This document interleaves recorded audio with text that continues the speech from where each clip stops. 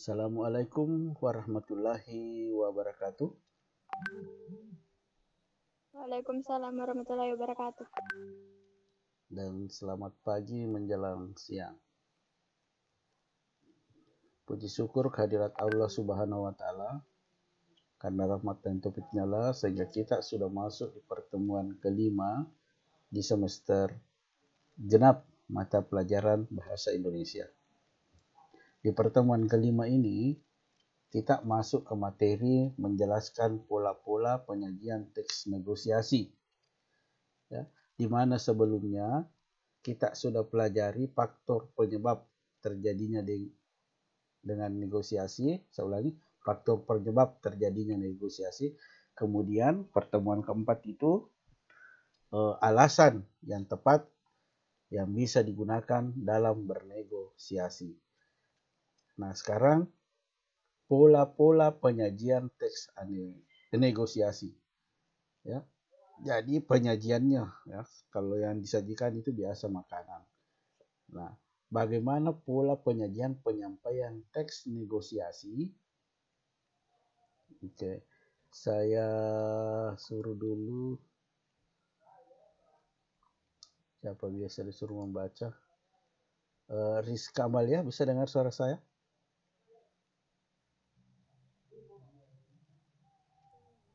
Bisa, Pak.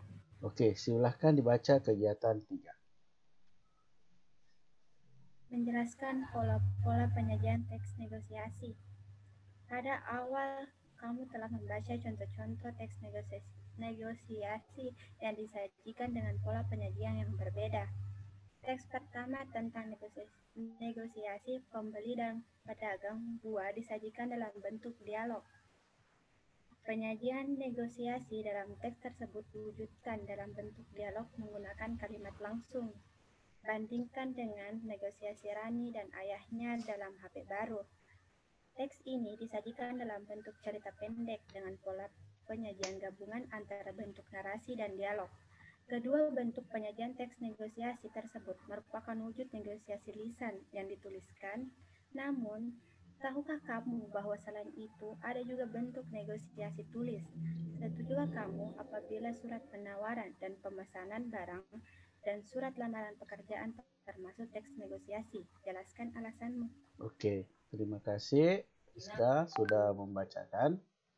Nah, materi ini juga sudah saya share di Classroom, bisa dilihat.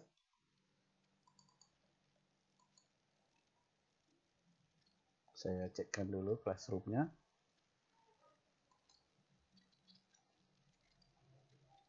Kelas 10 MIPA 3. 10 MIPA 3.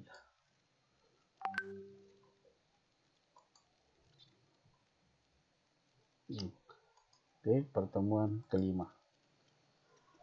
Nah, di pertemuan kelima ini untuk Classroom sama. Jadi, saya beritahukan, saya jelaskan pola penyajian teks negosiasi. Jadi, bagaimana cara disajikan ini mirip penyajian teks anekdot dan teks cerita rakyat. Nah, perhatikan. Yang pertama, cara penyampaiannya dalam bentuk dialog. Ya, contohnya negosiasi pembeli dan pedagang disajikan dalam bentuk dialog. Penyajian negosiasi dalam teks tersebut diwujudkan dalam bentuk dialog menggunakan kalimat langsung, ya, kalimat langsung. Nah, saya perlihatkan, saya carikan dulu. Nah, sebelum saya lanjut, itu negosiasi sebenarnya berasal secara lisan, ya. Ya, lisan dari mulut kita, partisipannya atau tokohnya, kemudian dituliskan, ya. Dituliskanlah dalam bentuk, ada yang dalam bentuk dialog. Contoh, perhatikan yang ini. Kita lihat contohnya ini. Nah, ini sebenarnya percakapan langsung, ya. Makanya disebut di buku tadi itu menggunakan kalimat langsung, ya, antara pembeli ini pembelinya, kemudian dituliskan. Nah, dituliskan dalam bentuk dialog. Pernah saya jelaskan di semester lalu untuk menuliskan dalam bentuk dialog itu kalimat langsung. Ya, namanya dulu, ya, partisipannya, tokohnya, kemudian spasi, petik 2 spasi, tanda petik. Apa yang diucapkan ketik di situ, kemudian diakhiri dengan tanda petik. Nah, inilah yang dimaksud dengan dialog dalam teks negosiasi dalam bentuk kalimat langsung, ditulis dalam bentuk percakapan di dialog. Oke, bisa dipahami sampai di sini? Halo, masih bisa mendengar suara saya? Kalau tidak mendengar suara saya, tak bisa saya lanjut. Halo? Siapa, Pak? Bisa Ya, Pak. Bisa dipahami sampai di sini? Bisa, Pak. Oke, saya ulangi lagi. Jadi, cara pertama menuliskan teks negosiasi yaitu dalam bentuk dialog menggunakan kalimat langsung. Ya, ini contohnya. Ini sebenarnya dari mulut secara lisan, tapi karena kita ingin analisis, kita ingin teliti, maka dituliskanlah dalam bentuk dialog seperti ini. Nah, sekarang yang kedua. Saya perlihatkan. Dituliskan dalam bentuk cerita pendek atau di gabungan wacana, narasi, dan dialog. Nah, contohnya, ya, yang pertama tadi dialog, contohnya juga sudah saya kasih lihatkan. Kemudian cerita pendek, gabungan wacana, narasi, dan dialog. Saya perlihatkan contohnya. Nah, ini. Ini juga karena dialog berarti ada juga kalimat langsungnya. Yang mana narasinya? Perhatikan. Narasinya ini.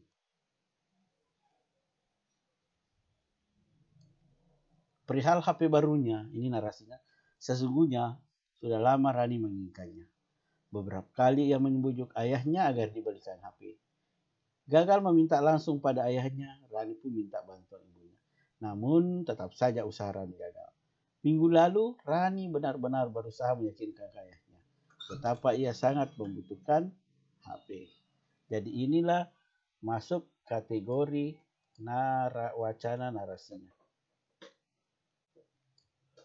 Terus tadi di situ dikatakan gabungan dialog dengan wacana narasi. Mana dialognya? Perhatikan. Coba diperhatikan. Ya, Rani benar-benar perlu HP. Belikan ya. Ini. Kata Rani pada ayahnya. Inilah kalimat langsungnya atau dialognya. Lanjut. Ayah belum punya cukup uang untuk membeli HP kan, Ran. Lagi pula kan sudah ada telepon rumah. Ini lagi kata ayah. Ya, narasinya ini sambil meletakkan koran ke atas meja. Ya. Karena Rani langsung berhadapan di sini. Nah, tidak usah lagi ada kata Rani kepada ayahnya karena sudah disebutkan tadi. Nah, ini sudah disebutkan nama ayahnya. Nah, ini lagi. Lah, begitu kamu juga pulang telat, kata ayah lagi. Penegasan. Ulang. Rani hampir saja menangis. Lihat, baca sampai di sini. Ya, kata Rani. Jadi kalau kalimat langsungnya dikutip, kalau dalam bentuk dialog, partisipannya berada di depan. Kalau dalam bentuk narasi, cerita pendek, partisipannya berada di belakang. Kata Rani, kata ayah. Nah, ini narasinya lagi. Oke. Bisa dipahami? Jadi sudah ada dua penyajiannya teks negosiasi, satu dalam bentuk dialog, satu dalam bentuk cerita pendek. Nah, sekarang yang ketiga, jadi yang ketiga sebelum bahas yang ketiga ini, kedua bentuk penyajian teks negosiasi tersebut merupakan wujud negosiasi lisan, ya, yang lisan secara langsung, kemudian dituliskan.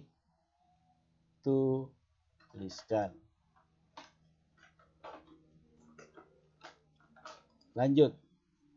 Penyampaian yang ketiga adalah negosiasi tulis. Ada dibahas di buku juga, coba perhatikan.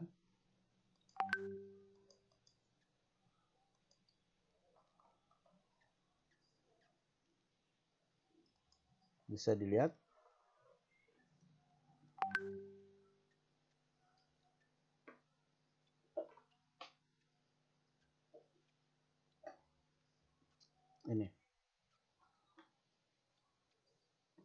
Ini contoh surat penawaran. Ini ada perusahaan yang bernama Lasisan. Perusahaan ini mengproduksi es krim dan roti. Ya. Kemudian dia membuat surat penawaran, mengirimkan surat ke perusahaan wedding organizer.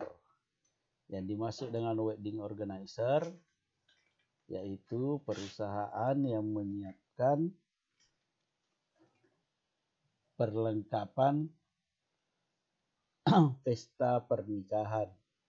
Bisa mulai dari makanannya, kuenya, make up-nya, gedungnya, dia yang siapkan. Nah, karena ini perusahaan es krim, maka dia kirim penawarannya ke perusahaan ini.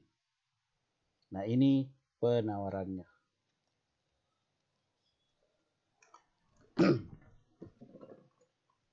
Coba lihat. Ini penawarannya. Kami sudah berpengalaman puluhan tahun melayani pelanggan, terutama perusahaan penyelenggara pesta perkawinan, ulang tahun, dan berbagai event besar lainnya. Kami menyediakan produk kuliner bercita rasa tinggi dengan penampilan elegan. Ini narasinya, ini apalagi orientasinya, ya. Dia menawarkan ke perusahaan ini, wedding. Nah, ini penawarannya dalam rangka pembukaan cabang baru di Kota Batu. Kami menawarkan harga selama masa promosi April-Mei. Nah, dia kirimlah surat ini ke wedding organizer. Ini balasannya tidak ada di buku. Oke, di sini kalian disuruh membuat balasan. Kalau perusahaan wedding organizer bersiap memesan kue. Oke, saya perlihatkan saja contohnya.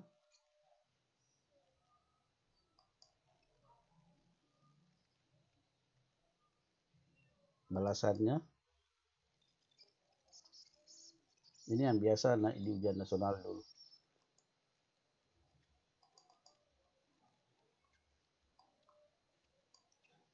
Ya, bisa dilihat balasannya di HP-nya?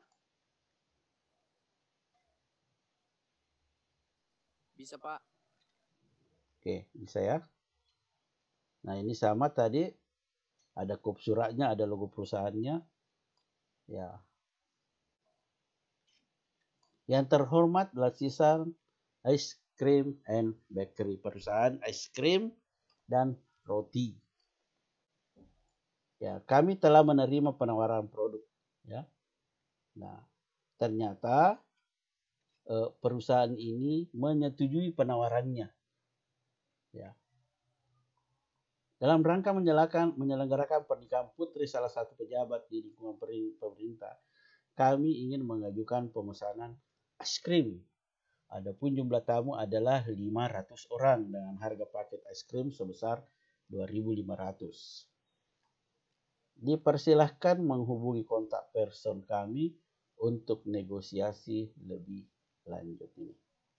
Jadi di sini belum terjadi persetujuan karena dia masih memerlukan kontak person untuk bernegosiasi selanjutnya. Namun pada dasarnya sudah diterima penawarannya. Ya, dengan dibuktikan ini memesan, tapi untuk selanjutnya silahkan bernegosiasi lebih lanjut. Oke, ini tidak ada di buku ya, jawabannya ini. Oke, sampai di sini ada yang mau ditanyakan tentang negosiasi? Silahkan. Ada? Ada mau gak dengar suara aku? Ada Pak, ada. Oh, kukira ada sayang, ada. Ini Inka Putri bisa dengar suara saya? Belos. Karina Anwar bisa dengar suara saya? Bisa, Pak. M. Ansari bisa dengar suara saya?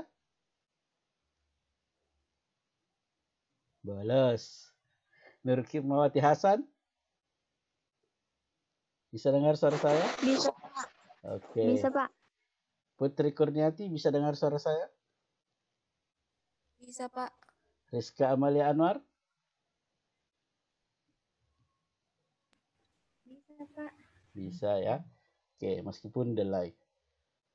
Oke, saya ulangi kembali.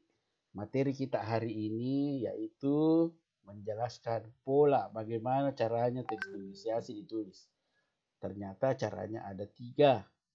Ada yang dalam bentuk dialog.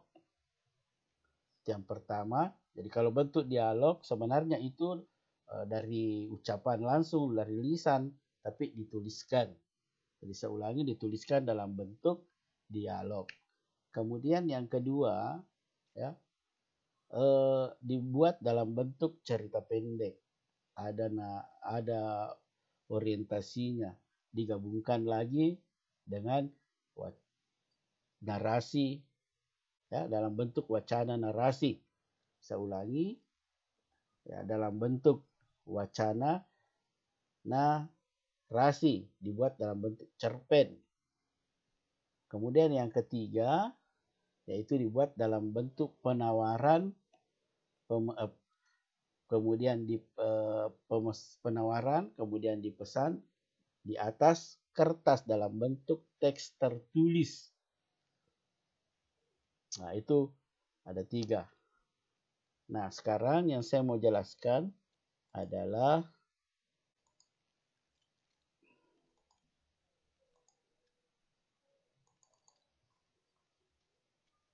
ya, tugasnya. Ini tugasnya yang pertama. Ini sudah pertemuan kelima, belum ada tugas sama sekali. Jadi tugasnya yaitu cari case. Perhatikan memang. Makanya tadi saya sapa. Carilah satu tes negosiasi di internet. Di Google misalnya. Contoh teks negosiasi. Atau di buku paket bahasa Indonesia yang lain. Bukan buku paket yang kita pakai ini. Karena di situ ada, sudah semua dibahas. Kemudian tuliskan teks negosiasi tersebut pada kertas double folio yang akan disimpan pada map plastiknya. Karena map plastiknya ada sama saya, ya nanti mungkin Sarkasi bisa bantu saya untuk membawanya ke sekolah karena ada di rusun.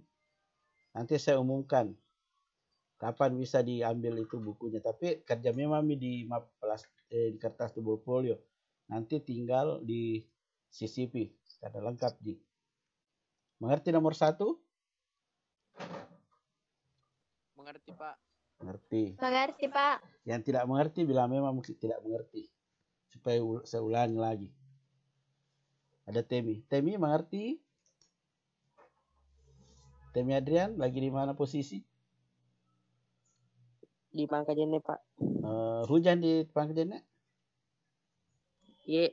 Oke, berarti ya hari ini hampir seluruh wilayah Sulawesi Selatan diguyur hujan. Oke, saya lanjut ke nomor 2. Nah, di nomor 2 kalian disuruh menganalisis tes anekdot yang sudah ditulis di sini. Berarti dibawanya di kerja. Ini contohnya buatkan tabel. Apa faktor penyebab keberhasilan dari teks negosiasi yang kamu tulis? Nah, tulis di sini alasan yang disampaikan mampu meyakinkan. Nah, jangan ambil lagi nih pembeli. Bukan lagi, ini hanya contoh. Jadi kamu ambil alasan yang disampaikan yang mampu meyakinkan. Siapa? Kalau kamu tes negosiasinya Rani dengan ayahnya, berarti di sini alasan yang disampaikan yang mampu meyakinkan ayah Rani. Kalau teksnya Ibu Mia, alasan yang disampaikan yang mampu meyakinkan Ibu Mia.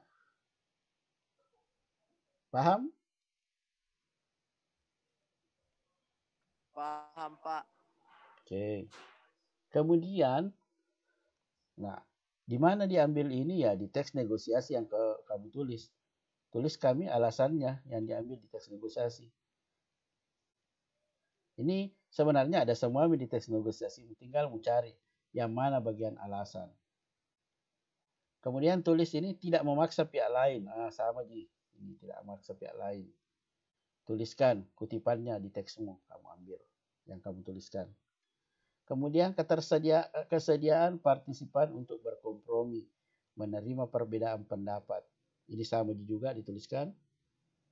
Ambil bukti kutipannya di mana. Oke, nomor 2 mengerti? Kalau Ada yang mau saya tanyakan, Pak. silahkan. Itu yang faktor penyebab keberhasilan negosiasi, Pak, bisa lebih dari 3 atau maksimal 3, Pak? Sebanyak yang ada di teks negosiasi. Kalau banyak di situ alasannya, ya silahkan tuliskan di sini. Buktinya. Tidak dibatasi apakah sah, tapi harus ada. Kalau tidak ada berarti itu negosiasinya tidak berhasil. Mengerti? Sarkasih? Mengerti, Pak. Oke.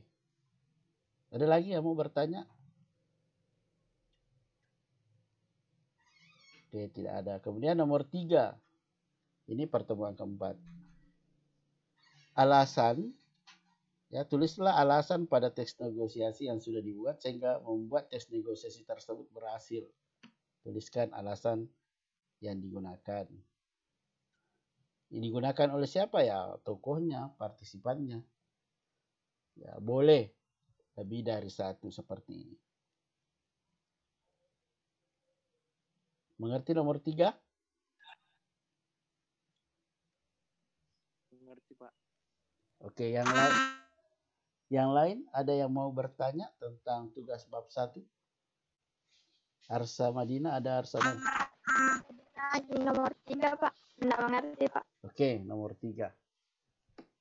Tulislah alasan pada tes negosiasi yang sudah dibuat sehingga membuat tes negosiasi tersebut berhasil.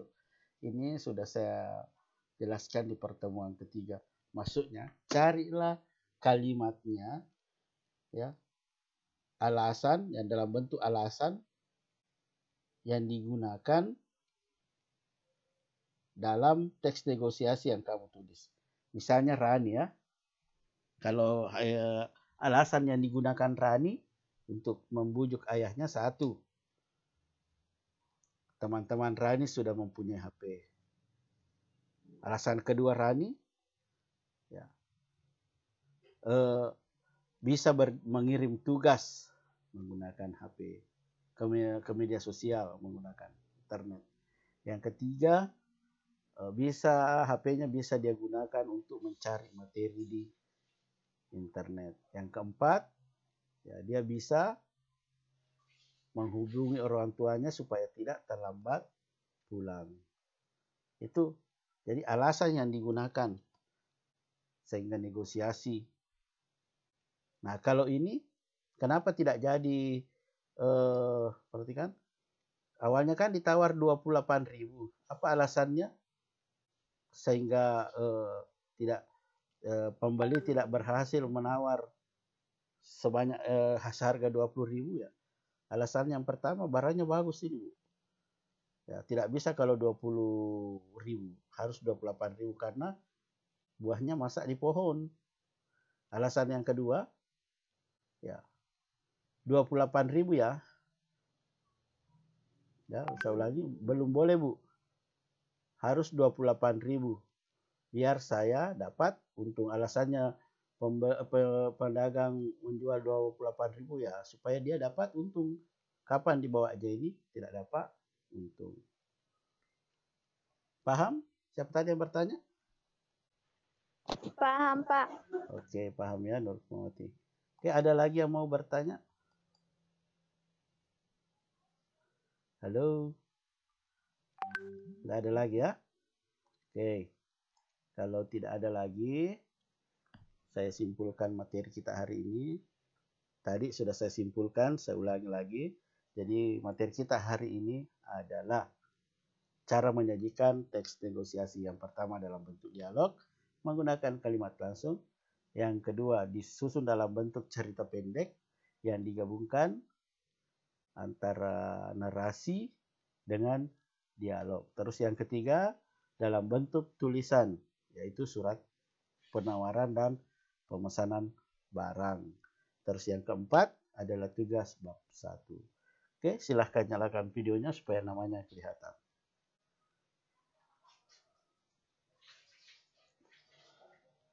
Oke, saya screen ya.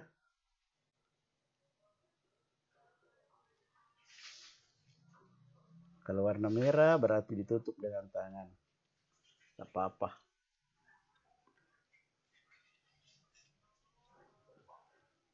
Oke, sudah saya SC. Oke, ada yang mau bertanya lagi? Tidak ada ya?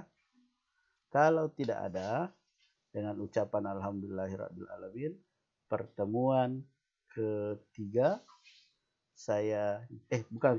kelima saya nyatakan sudah selesai.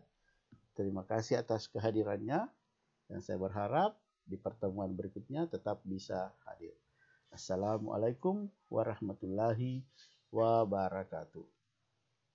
Waalaikumsalam. Waalaikumsalam warahmatullahi wabarakatuh.